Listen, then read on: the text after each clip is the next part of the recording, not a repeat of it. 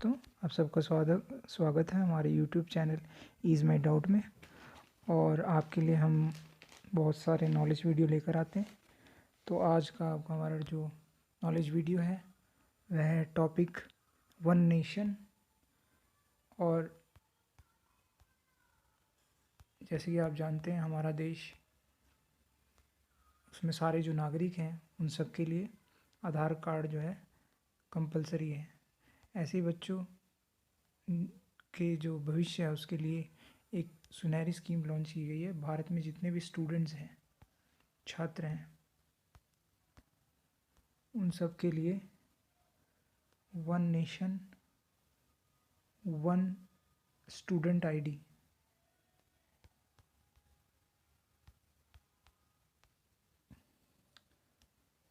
One ID. दोस्तों, एक देश एक आईडी, यह छात्रों के लिए शुरू हो चुका है हमारे देश में। और आप सब जानते हैं, ये जैसे हमारा जो देश है इंडिया, उसमें हर व्यक्ति की पहचान जो उनके आधार से होती है, उसी प्रकार हर बच्चे की भी अब पहचान उसी तरह जो शिक्षा विभाग है, यानी जो एजुकेशन डिपार्टमेंट है, उसने रखने का फैसला लिया है। तो यानी कि उनके लिए वह एक 12 अंक का, 12 डिजिट का यूनिक नंबर लेकर आए हर बच्चे के लिए। और इसको नाम दिया गया है APAAR,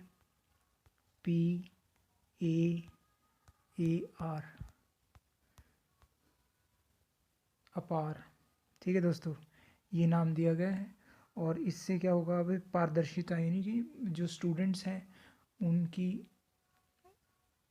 जो कॉलेजेस और स्कूल में पढ़ते हैं, उनके लिए एक ट्रांसपेरेंसी आएगी, यानी पारदर्शिता। कितने स्टूडेंट्स हैं और कौन कौन सी कोर्सेज में हैं, उन्हें क्या लोन दिया जा रहा है, ये सारी चीज़ें उसके अंदर होंगी। उसी प्रकार दोस्तों, ये जो एजुकेशन के लिए है, उसका जो इकोसिस्टम है, यानी कि जो उसकी संरचना है एजुकेशन की हमारे देश में, उसको और बेहतर बनाएगी। ठीक है, और जानते हैं आप, इकोसिस्टम जैसे हमारे जीने के लिए ज़रूरी है, वैसे ही स्टूडेंट्स के लिए भी एक ऐसा सिस्टम बना दिया जाएगा जिनको वो स्पेशल फील कराएगा। उनके लिए एक यूनिक नंबर दे दिया जाएगा। जितने भी स्टूडेंट्स हैं वो, जैसे मान लीजिए आप स्कूल छोड़ रहे हैं, वो एक स्कूल से दूसरे स्कूल में मूव कर रहे हैं या जा रहे हैं, तो उनको कोई दिक्कत की बात उनके सामने नहीं आएगी, क्योंकि उनकी जो ये आईडी है, अपार आईडी, वो सेम रहेगी दोस्तों। ये यूनिक कोड होगा। यूनिक मतलब सबसे अलग, ठीक है, जो दूसरा नहीं होगा, एक ख़ास तरह का नंबर जो हमको ये दिया जाएगा। और चाहे स्कूल बदला जाए, ठीक है, उसमें सारे स्टूडेंट्स हैं, जितने भी छात्र हैं, उसकी पूरी जानकारी होगी, उसका एकेडमिक रिकॉर्ड, ठीक है, उसने क्या लोन लिया है या उसको क्या सुविधाएं मिल रही हैं, सारी चीज़ें उसके पास उसी नंबर से सारी चीज़ें डिटेल पता चल जाएंगी। और ये सब आप जानते हैं, हमारे देश में न्यू एजुकेशन पॉलिसी जो है NES, उसके तहत ये किया जा रहा है। और ये जो राष्ट्रीय नीति है, यानी कि जो नेशनल एजुकेशन स्कीम जो है हमारी नीति है, या हम इसे NEP भी बोल सकते हैं, नेशनल एजुकेशन और पॉलिसी, यानी पॉलिसी जो सरकार के द्वारा बनाई गई है बच्चों के बेहतर भविष्य के लिए। तो दोस्तों, इसमें ये आईडी लॉन्च की गई है।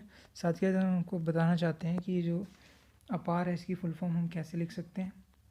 देखिए, इसको समझने की कोशिश करें।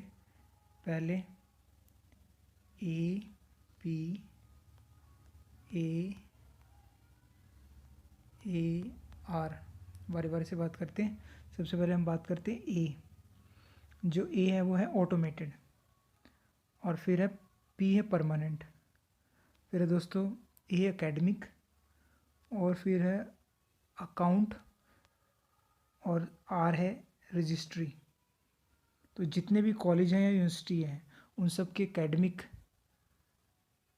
ठीक है दोस्तों, जितने भी कॉलेजेस होंगे, यानी कि जो महाविद्यालय हैं या जो है यूनिवर्सिटी है, ठीक है, उन सब में ये लागू हो चुका है, अब लॉन्च हो चुका है। तो इसके अंदर जो है रजिस्ट्रेशन कराना अभी कंपलसरी है। एकेडमिक बैंक ऑफ क्रेडिट्स, ठीक है दोस्तों, ये वर्ड आप देख लीजिए, एकेडमिक बैंक ऑफ क्रेडिट, यानी उधार के लिए एक तरह का बैंक आप बच्चों को मिल गया है, ठीक है। जो स्टूडेंट्स के रिकॉर्ड को रखा जाएगा, ठीक है, उनको फाइनेंशियल क्या क्या सुविधाएं दी जा रही हैं, तो ये बन जाएगा। तो वापस उसी पर आते हैं दोस्तों, अपार जो हम पढ़ रहे थे, अब इसको मैं डिटेल से आपको बताना चाहता हूँ। तो पहले बताया था ऑटोमेटेड यानी अपने आप, पी मैंने बताया था आपको परमानेंट यानी जो नहीं बदलेगा, और ए है एकेडमिक यानी कि जो पढ़ाई से संबंधित है, और अकाउंट ए से है फिर अकाउंट, और आर है रजिस्ट्री। तो ये जो है 7 फरवरी को लॉन्च हो गया, 7 फरवरी 2024 इसको ये लॉन्च हो चुका है हमारे देश में, इंडिया में। दोस्तों ये सब अब बच्चों के लिए जानना ज़रूरी है, तभी स्टूडेंट्स को, क्योंकि ये फैसिलिटी जो है अब उनके फ्यूचर में उनके काम आएगी। स्कूली शिक्षा और जो लिटरेसी डिपार्टमेंट है, यानी कि एजुकेशन और पढ़ाई का, साक्षर लोगों का, लिटरेसी जो वर्ड इस्तेमाल करते हैं हम, लिटरेसी, उस जो वो जो डिपार्टमेंट है,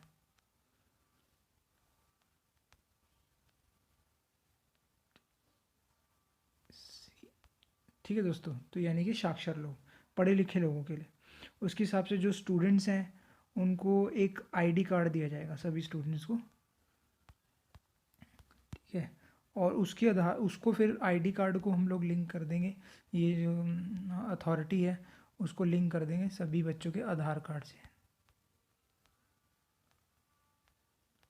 ठीक है दोस्तों। तो आधार से लिंक हो जाएगी जितनी भी आईडी कार्ड है, तो यानी कि सारी जो जानकारी है वो लिंक हो जाएगी। आप जानते हैं बच्चे, जितने भी हमारे जो स्टूडेंट्स हैं, आप सब जानते हैं कि जो बच्चों के लिए एक डिजी लॉकर जो है वो सरकार द्वारा बनाया गया है, जिसमें डिजिटल सर्टिफिकेट दिए जाते हैं या रखे जाते हैं।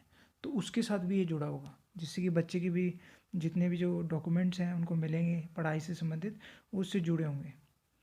तो इसमें क्या करना पड़ेगा, आधार कार्ड से एक तो लिंक करना पड़ेगा आपको आधार कार्ड से, और फिर उसको वेरीफाई भी करना पड़ेगा बच्चे को।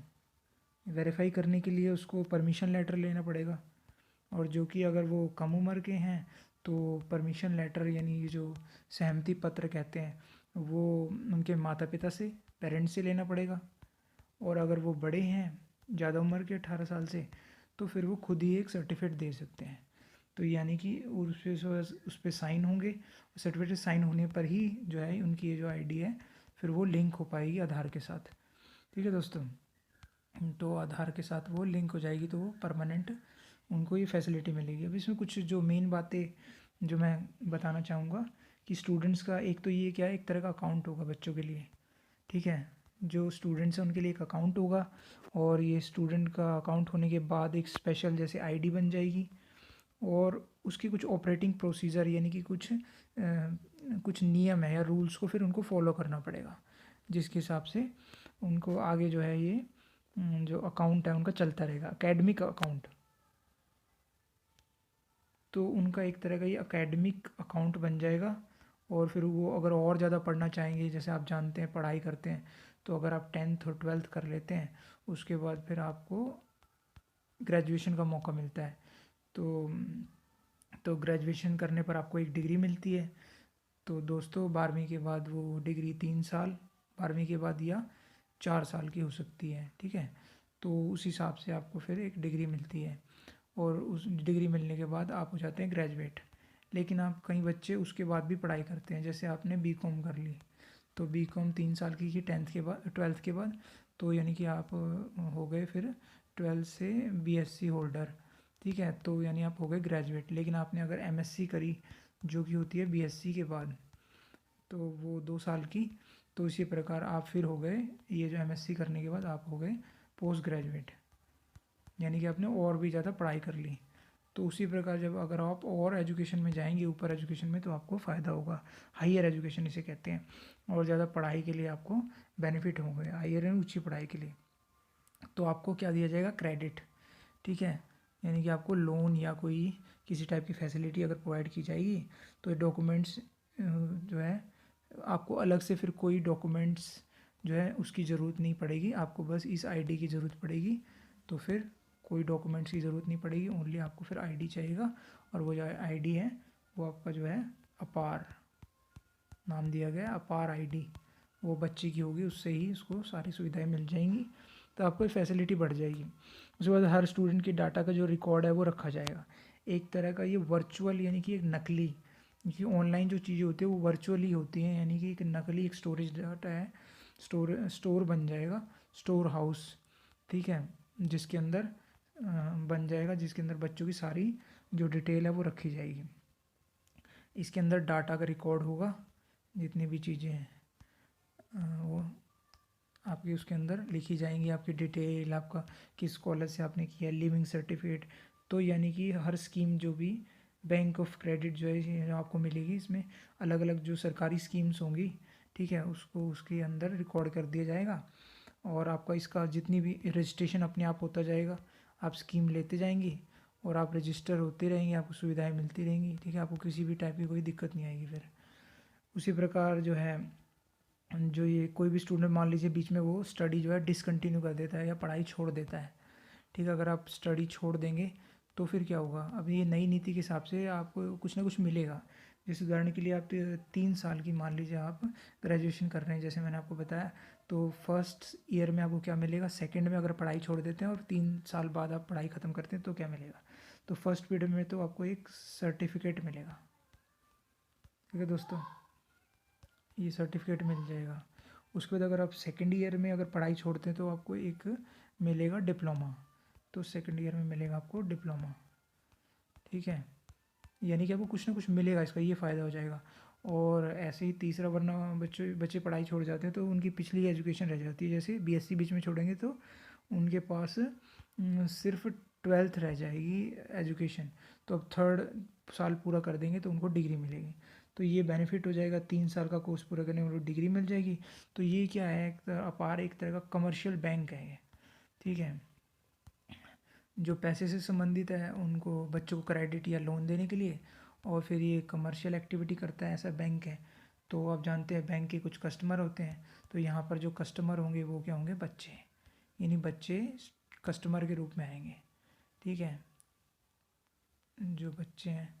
तो यानी कि दोस्तों मैंने आपको एक यूज़फुल जो ये आप जानकारी दी है, उसके लिए आपको और प्रयास, जो ये लॉन्च डेट मैंने आपको बताई है कि ये जो 7 फरवरी को जो लॉन्च हुआ है आपके अपार जो आईडी, इसके लिए आप और जानकारी हमारे इसी चैनल पर हम नियमित रूप से आपको देते रहेंगे, तो आप हमें सब्सक्राइब करें, लाइक करें, ठीक है दोस्तों, आपका चैनल जो है आपको ऐसे ही अच्छी अच्छी एजुकेशन देगा। तो ईज़ माई डाउट आपका यूट्यूब चैनल आपके साथ हमेशा है, तो इसे देखते रहें, तो नई वीडियो के लिए हम प्रयास जारी रखेंगे दोस्तों।